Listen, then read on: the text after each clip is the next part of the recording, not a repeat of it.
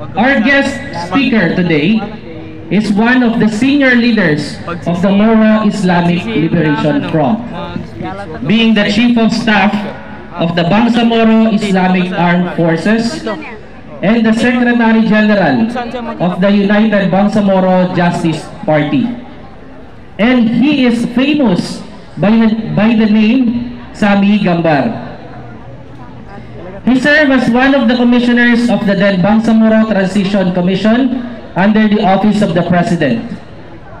He was a former senior minister of the Bangsamoro government and a former minister of the Ministry of Environment, Natural Resources, and Energy. He chaired the Cluster Cabinet Committee which drafted the now Bangsamoro Electoral Code. He served as the governor of the Maguindano del Norte province, wherein he was well known by the name Bob Sam.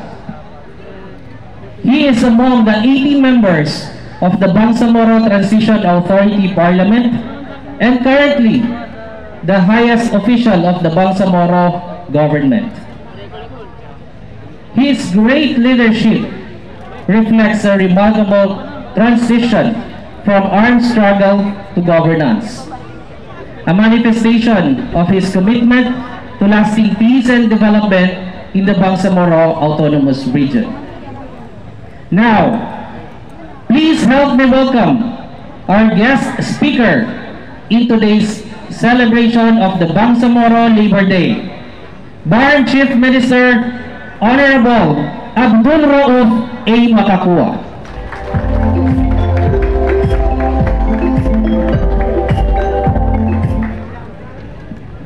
Please have your seat now. Salamat po sa introduction. Salamat din po sa mga Master of Ceremonies natin ngayon.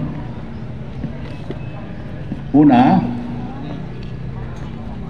pagpupugay po saka aspekto sa Minister, to our Honorable Minister Muslimin J. Sema, now in Tawi-Tawi, maybe playing with crabs and lobster in Tawi-Tawi. To Mr. Khalid Hassan of International Labor Organization, just jointly via online.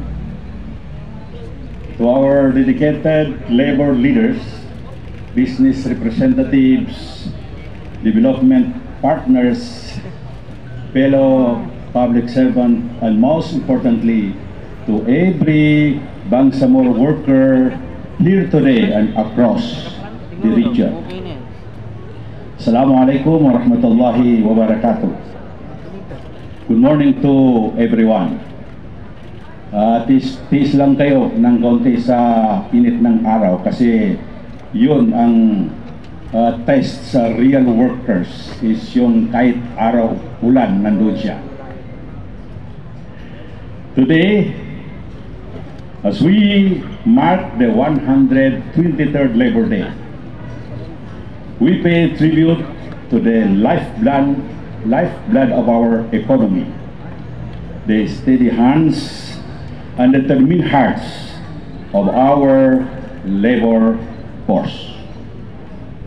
This year's theme, Manggagawang Bangsamoro, kaagapay sa pagunlad, sandigan ng mas matatag na bagong Pilipinas, captures exactly what we believe, that progress is not possible without the hands that build it and the soul that carries it forward.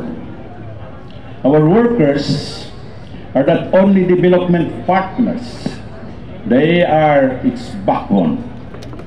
They are the foundation of just, peaceful, and thriving Bangsamoro.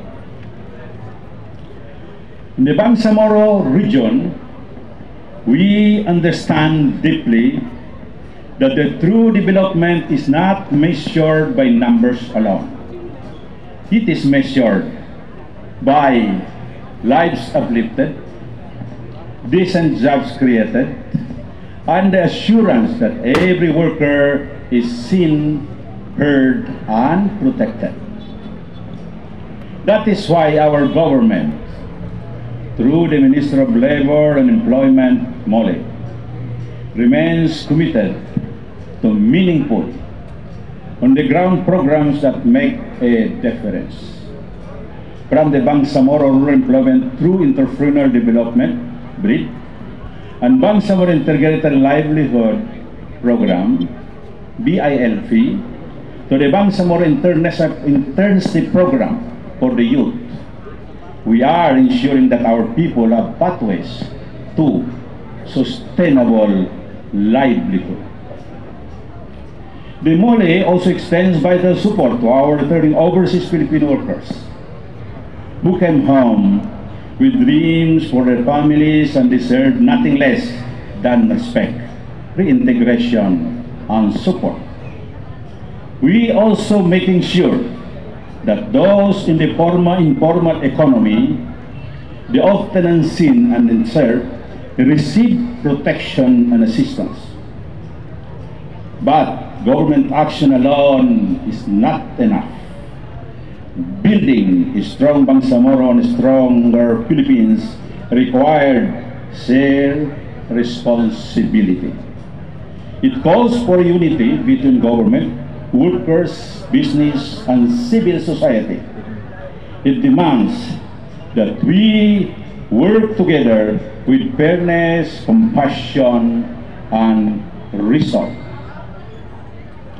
To every Bangsamoro worker in the fields and factories, marketplace, and offices, construction site, classrooms, homes, and across the seas, we salute you. You carry not only the dreams of your families, but also the dreams of entire regions and practically the entire Philippines.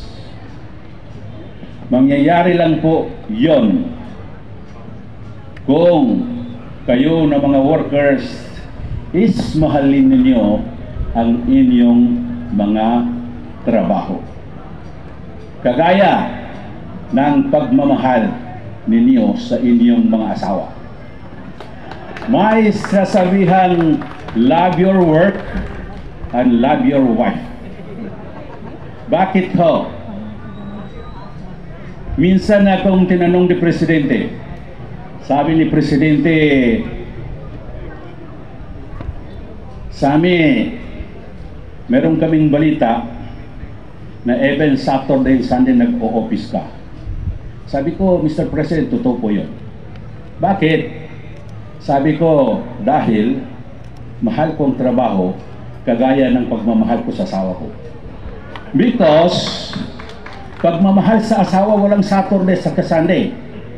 Hindi naman mahalin ng asawa ng Monday, Tuesday, Thursday hanggang Friday lang. Pagkatapos Saturday, Sunday, hindi mo na mahal ang asawa mo. Mali yun. Mali. So ngayon, kailangan mahalin ninyo ang trabaho ninyo kagaya ng pagmamahal sa asawa na walang Saturday at saka Sunday. Kaya nga ako, may witness na even Saturday and Sunday nandiyan ako sa opisina. Kasi pagmamahal ko sa asawa ko, pagmamahal sa trabaho ko, kagaya ng pagmamahal sa asawa na walang Saturday at saka walang Sunday. Hindi pwedeng Saturday, Sunday, hindi mo na mahalin ang asawa mo. Mali yun. Mali.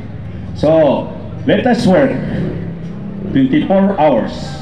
Let us work, if possible, every second of the minutes, every minutes of the hour, every hour of the day, and every day of the weeks, and every weeks of the month, and every month of the year.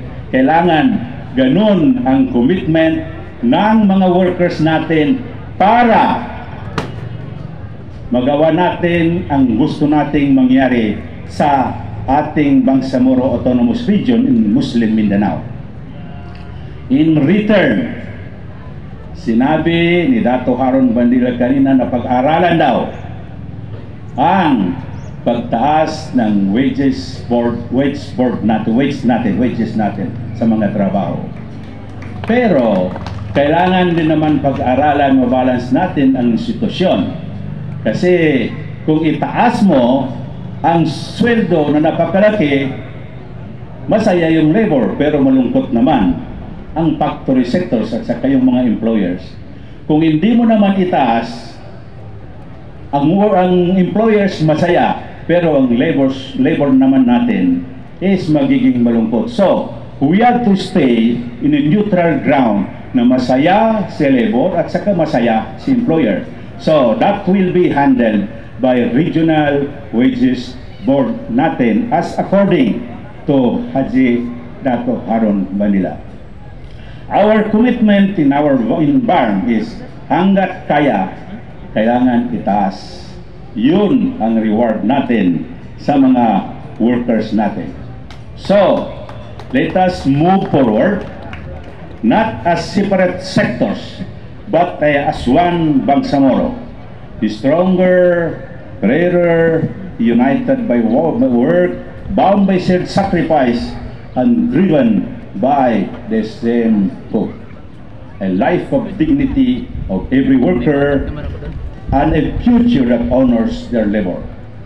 Mabuhay ang manggagawang Bangsamoro. Mabuhay ang Bangsamoro Autonomous Region ng Muslim Mindanao. Mabuhay ang MOLE. Even wala dito yung minister ninyo, mabuhay pa rin kasi nandun siya sa Tawi-Tawi. He's also working with the same activities in Tawi-Tawi. Assalamualaikum warahmatullahi wabarakatuh.